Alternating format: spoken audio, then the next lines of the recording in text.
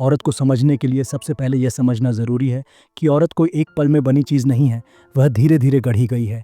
उसका मन, उसकी सोच, उसकी आदतें, उसका डर, उसकी ताकत, यह सब सिर्फ उसके जन्म से नहीं बल्कि हज़ारों साल के इतिहास से बना है। अगर हम आज की औरत को समझना चाहते हैं तो हमें पीछे जाना होगा, बहुत पीछे। इतिहास की पहली सच्चाई, इतिहास में औरत को कभी इंसान की तरह नहीं देखा गया। उसे देखा गया कभी संपत्ति की तरह, कभी जिम्मेदारी की तरह, कभी सम्मान की वस्तु की तरह, कभी नियंत्रण की वस्तु की तरह। प्राचीन समाजों में औरत की पहचान उसके शरीर से जुड़ी थी। वह क्या पैदा कर सकती है, वह किसकी है, वह किसके अधीन है। यह सोच धीरे धीरे संस्कृति बन गई और संस्कृति धीरे धीरे मनोविज्ञान बन जाती है। यहीं से औरत के दिमाग की पहली परत बनती है। औरत की साइकोलॉजी क्यों अलग बनी? पुरुष को इतिहास में करने वाला बनाया गया, औरत को संभालने वाली। पुरुष बाहर गया, औरत भीतर रही। पुरुष ने युद्ध देखे, औरत ने इंतजार। पुरुष ने निर्णय लिए, औरत ने परिणाम संभाले। इसका असर यह हुआ कि औरत की साइकोलॉजी भावनात्मक रूप से ज़्यादा जागरूक बनी। वह माहौल पढ़ना सीख गई, चेहरे समझना सीख गई, मूड पहचानना सीख गई। यह उसकी कमज़ोरी नहीं थी, यह उसका सर्वाइवल था। बच्ची का जन्म और पहली मनोवैज्ञानिक चोट। जब एक बच्ची जन्म लेती है तो वह खाली दिमाग लेकर आती है, लेकिन समाज उसे खाली नहीं छोड़ता। बहुत जल्दी उसे बताया जाने लगता है, धीमे बोलो, ज़्यादा मत हंसो, ज़्यादा मत रो, ज़्यादा मत पूछो। यहीं से औरत के भीतर सेल्फ सेंसॉरशिप शुरू होती है। वह बोलने से पहले सोचना सीख जाती है, क्या यह ठीक है, क्या यह स्वीकार्य है।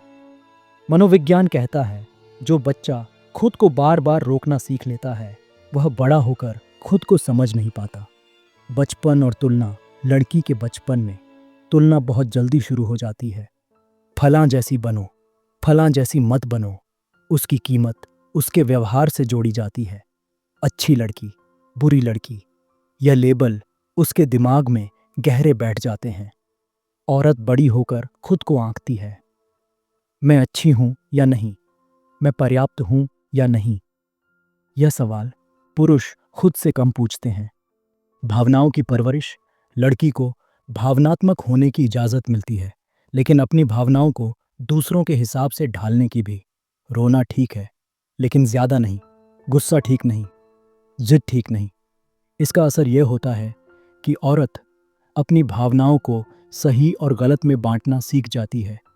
वह महसूस तो करती है, लेकिन भरोसा नहीं करती। सुरक्षा और डर। लड़की को बहुत जल्दी डर सिखाया जाता है। ये मत करो, वहाँ मत जाओ, ऐसा मत पहनो। यह डर डर सिर्फ बाहरी नहीं होता, यह अंदर बैठ जाता है। औरत खतरे से पहले ही खुद को रोक लेती है। यह आदत बड़ी होकर निर्णय लेने में दिखती है। वह जोखिम से बचती है, वह खुद को छोटा रखती है। जिम्मेदारी की जल्दी। लड़कियां बहुत जल्दी जिम्मेदार बना दी जाती हैं। छोटे भाई बहन, घर का काम, समझदारी। उन्हें कहा जाता है तुम बड़ी हो। इसका असर यह होता है कि औरत अपनी उम्र से पहले भावनात्मक रूप से थक जाती है। वह दूसरों की ज़रूरत पहले समझना सीख जाती है और अपनी आखिर में औरत का पहला भ्रम। औरत यह मानने लगती है कि उसका मूल्य उसके देने में है, वह कितना सह सकती है, वह कितना संभाल सकती है। यह भ्रम आगे चलकर उसकी पूरी जिंदगी को प्रभावित करता है। वह रिश्तों में खुद को पीछे रखती है, वह काम में खुद को थका देती है और जब वह टूटती है तो खुद को दोष देती है। पहली सीख, औरत की साइकोलॉजी कमज़ोरी से नहीं बनी, वह इतिहास, संस्कृति और बचपन की ट्रेनिंग से बनी है। अगर कोई औरत खुद को समझना चाहती है तो उसे खुद से नफरत नहीं, खुद से सवाल करने होंगे। मैं ऐसी क्यों हूँ, मैं ऐसा क्यों सोचती हूँ। और यह सवाल अपराध नहीं है, यह जागरूकता है। और आगे हम जाएंगे किशोरावस्था, युवावस्था और पहचान के संघर्ष तक, जहां औरत पहली बार खुद से दूर होने लगती है। अगर बचपन औरत की सोच की नींव रखता है तो किशोरावस्था उस नींव पर पहला दबाव डालती है। यहीं से औरत पहली बार खुद को देखने लगती है और यहीं से खुद से दूरी शुरू होती है। किशोरावस्था और शरीर के साथ पहला संघर्ष। जब लड़की किशोरावस्था में प्रवेश करती है तो उसका शरीर बदलता है, लेकिन समाज उस बदलाव को सहज नहीं बनने देता। शरीर पर नजरें, टिप्पणियां, तुलनाएं। लड़की को यह सिखाया जाता है कि उसका शरीर अब निजी नहीं रहा, उसे ढकना है, संभालना है, छुपाना है। इसका मनोवैज्ञानिक असर बहुत गहरा होता है।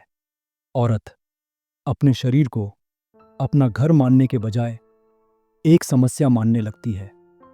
मनोविज्ञान कहता है, जो इंसान अपने शरीर से असहज हो जाता है वह अपने मन से भी दूरी बना लेता है। शर्म की ट्रेनिंग किशोर लड़की को सीधे सीधे नहीं लेकिन लगातार शर्म सिखाई जाती है।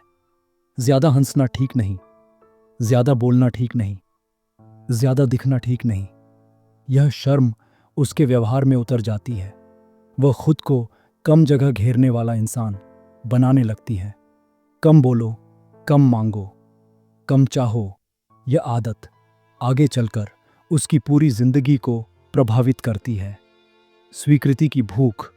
किशोरावस्था में औरत पहली बार स्वीकृति चाहती है।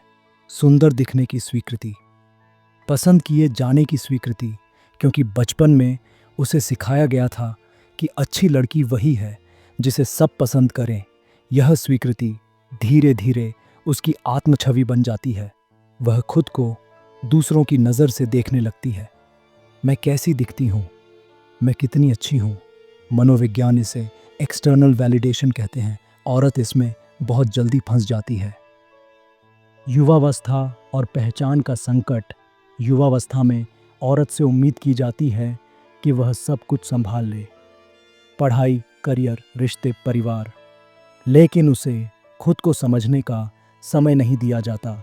वह दूसरों की ज़रूरतों में खुद को ढूंढने लगती है।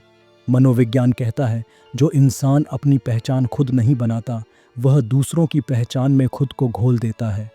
प्यार और आत्मविस्मृति। युवावस्था में प्यार आता है। औरत इसे सिर्फ भावना नहीं मानती, वह इसे पहचान मान लेती है।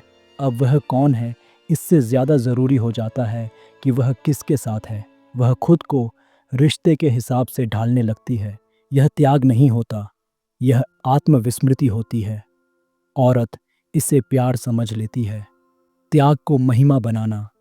इतिहास ने औरत को यह सिखाया है कि त्याग उसकी ताकत है, लेकिन मनोविज्ञान कहता है लगातार त्याग आत्मसम्मान को धीरे धीरे खत्म करता है।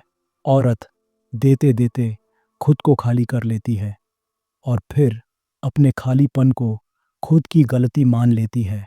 कामकाजी औरत और दोहरी थकान।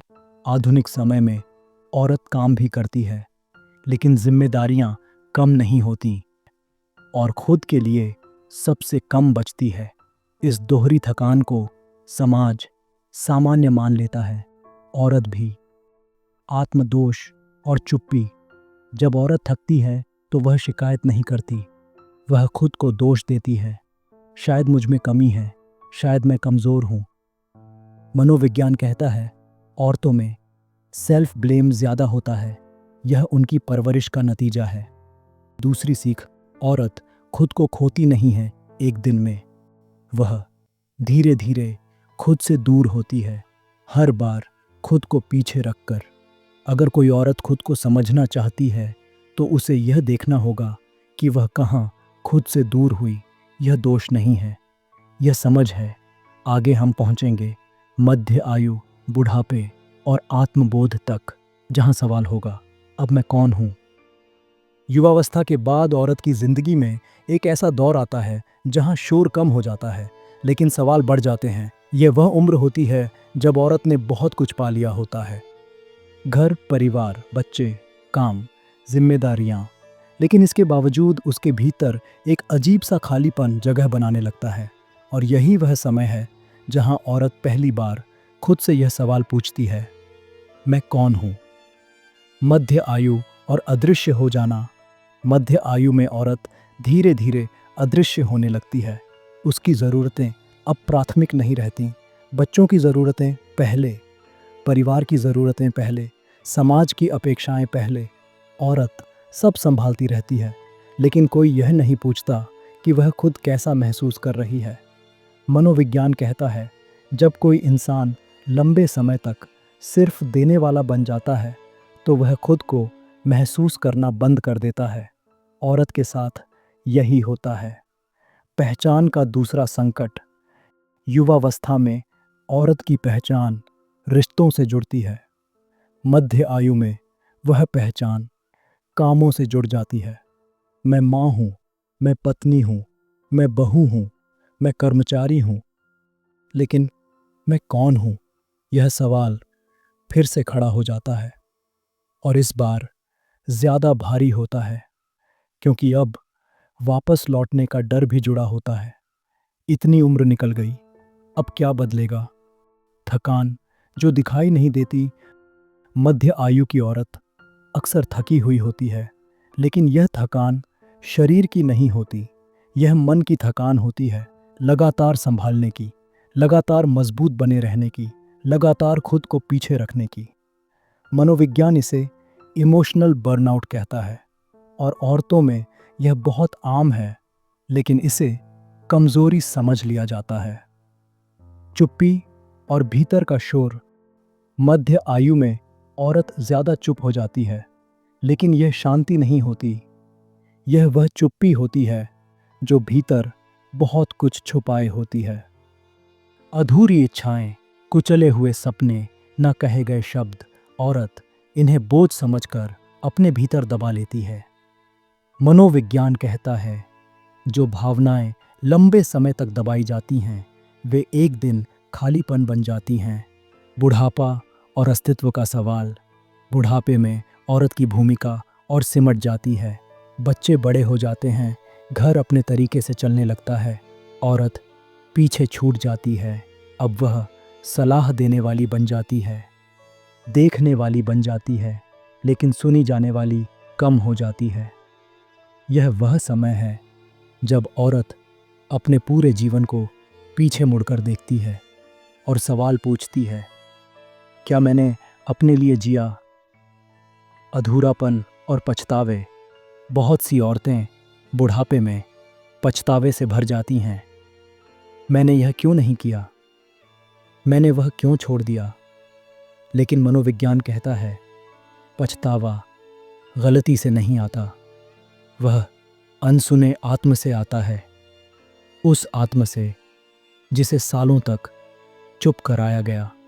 आत्मबोध जो देर से आता है।